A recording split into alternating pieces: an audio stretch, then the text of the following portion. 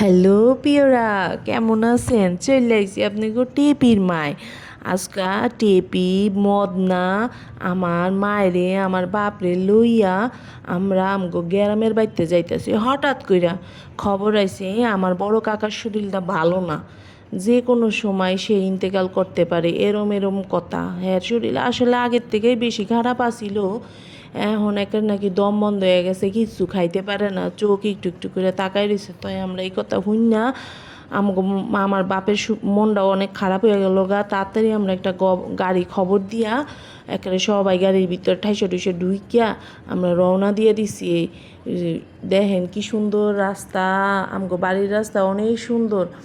এই ব্রিজের উপরে ব্রিজ, একটা ব্রিজ পার হইলে আরেকটা ব্রিজ। আমার পোলাপান আগে রাস্তা দিয়ে যায় নাই, লঞ্চ দিয়ে আমরা গেছি। তো আজকাল যাইতাছে দেখে আমার পোলাপানের যে কি খুশি, হে খুশি আর কম যায় না। যাইতাছি দেখেন একটা কষ্টে, কিন্তু পোলাপান এই রাস্তাঘাট দেখে এমন খুশি হইছে।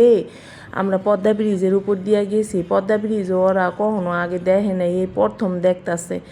খুব সুন্দর লাগতাছে। আমার টেপি মদনায় কয়, মা এত বড় ব্রিজ, আমরা কি সাগর পাড়ি দিতাছি?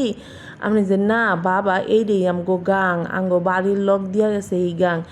এখন এই গাঙের উপর দিয়া আগে আমরা এক পাশ দিয়ে আরেক পাশে লঞ্চ দিয়া পার হইতাম, ফেরি দিয়া পার হইতাম। এখন এই গাঙের উপর দিয়া আমরা 1-5 মিনিটে গাড়ি লইয়া যাইয়া।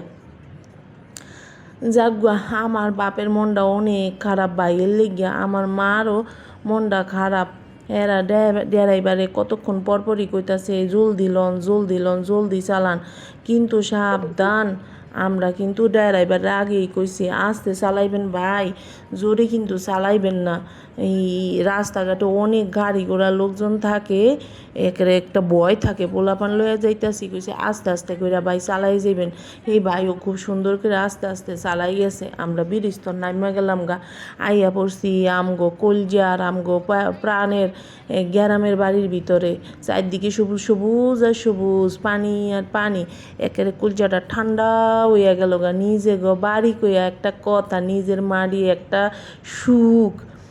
কার কার এরম লাগে জানি না, তাই আমার বাড়িতে গেলে, আমার এলাকার ভিতরে ঢুকলে আমার যে কি সুখ লাগে, কি যে শান্তি লাগে, হিয়া কাউরে কইয়া বুঝানো যাইব না।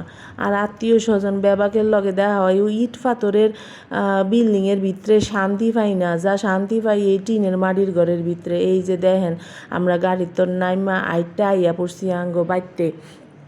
এই যে আমার বড় কাকার ঘর, এই ঘরেই আছে আমার কাকায়, আরেকটা ঘর আছে এই দিক দিয়া, ওইখানে হইলো আমার মায়ের যে কাকার ঘর।